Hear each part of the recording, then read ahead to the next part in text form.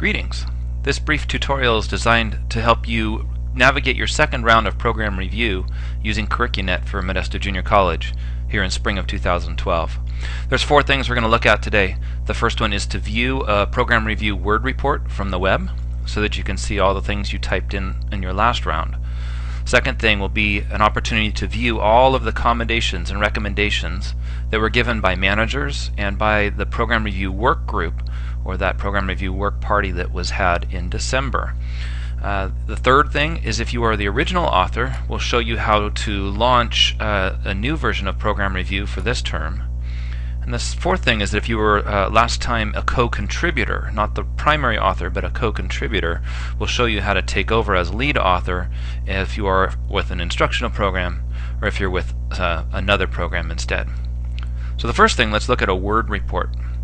If you go over to CurricuNet in general, the website at www.curricunet.com/MJC, this is your standard login screen, and notice right now that I'm not logged in. Username and password fields are blank, and this is to point out that program review is a public document. Down here at the bottom in the search window, there's this program review section. So if you search program review, and again I'm not logged in at all, every one of our program reviews is available to the general public. For instance, if I want to go to the instructional type program, I can look for anatomy. There's a program review that contains the anatomy discipline, and I can search for that.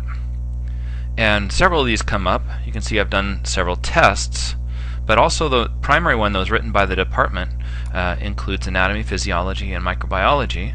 And this WR icon is used to show the Word report for this program review. If you click on that Word report icon, you can see, let me maximize this, you can see the program review that was typed in by the anatomy, physiology, and microbiology department last semester. Okay, all of the details are listed here. That does include the commendations and recommendations that were entered at the through the approval stream process, and that's right down here at the bottom. I'm trying to get to it. Okay, so the manager comments, you can see, are starting to appear down here, and the work group comments are right below that. Okay, so there's the first thing. You can go and see any program review that you want. Now it's important to notice that it's just the WR. You're not logged in, so the only thing you can do from this vantage point is to view the Word report for each individual program. It would be bad if people could edit it without being logged in. I hope you'll agree. The second thing I want to show you is that here in the left-hand column, I've inserted a link right here that's called 2011 PR comments. Last semester, a group of people met and they reviewed all the program reviews across the college, and they compiled all those things, and we sent those to CurricuNet to be manually input into the system.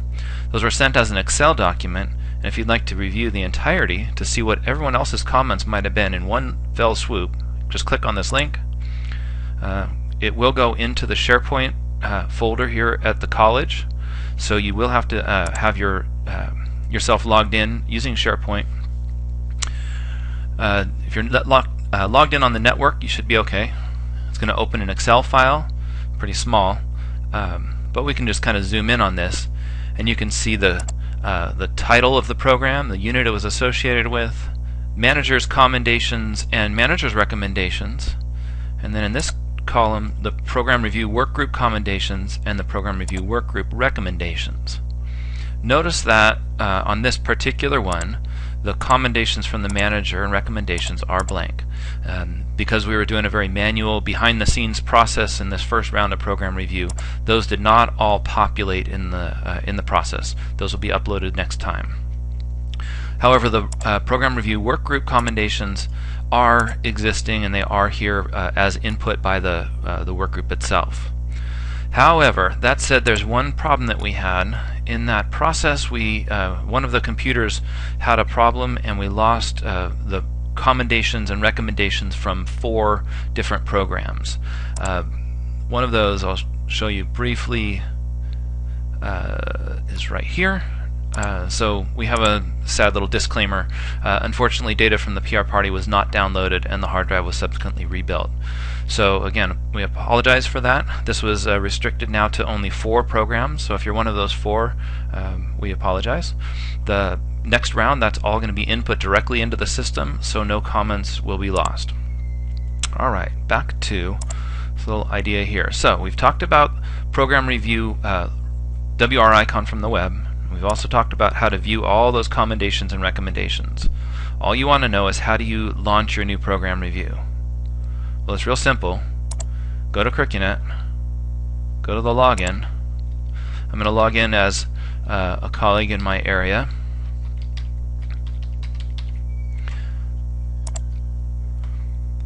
And as I'm going in as Michelle, all she has to do is to go down to Program Review, click on that link in the left-hand column, and here's the program review she wrote last time with input from her colleagues. This is the active program review. Notice that it's red on the screen. There's 2 icons here, the WR to review the Word report, and the copy icon. All you have to do is copy it. She copied it and it automatically opened right up, and she's now in program review round 2. I would suggest that the first thing you want to do is to look at that title, which says Fall 2011. And if you go over to Program Overview, you could go in and make this Spring 2012. Fix that little P and you're good to go. Alright, and continue on through the links as you were trained to do last semester. Alright, so that's how you do it if you were the primary author, and that's what this piece is about here. If you were the original author. The 4th aspect of this training video is the opportunity for a co-contributor on the last round to take over as the primary author on this round. Okay, now there's 2 different ways to do that. One's if you're in an instructional program, and then for other programs.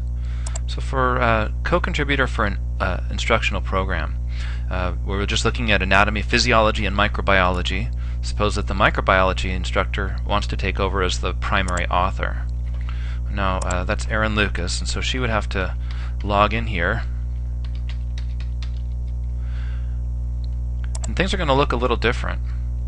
When she goes to Program Review, she doesn't have any programs to edit. You have no programs to edit, see? Because she was not the primary author last time. She didn't write it. It was not her program review within the database in any case. So if she wants to take over as the primary author, this pencil icon will not do the trick. This just gives an opportunity to review it and look at things. Instead, it's over here in the left column. There's 3 choices that are possible. This one down at the bottom, it says Update Program Review, and that's how you get to the search window to find the program review to update for the next round. So click on Update Program Review. Instructional type again. She can search for the program review that includes her area, which is microbiology. Search. And there it is. And so from the search window, you see there's a WR icon. She can review what was written last time. Or this is the copy icon. Notice the little highlight there, copy review. So now Erin can copy, and now she is logged in and she's able to go through and change all of these. Erin would then be the primary author, and if she wants to add Michelle back in as a co-contributor, she'll do that using this link. So the last piece here to consider is, what about if you were going to take over as primary author from someone else on a different kind of program review besides instructional? This system is built on the original CurricuNet, which is for curriculum, which is for instructional programs. Because of that, faculty areas all have login rights. There's no primary or secondary role for different faculty. It's just, in a sense, who gets to it first will be the person in a department who gets to be the primary author. For other programs, the relaunching rights are restricted to only the person who wrote it the first round. So if you're in another program, we have to do that manually offline. You can contact Brian Sanders and we'll get you set up as the primary author. Talk to your manager, we'll work it that way.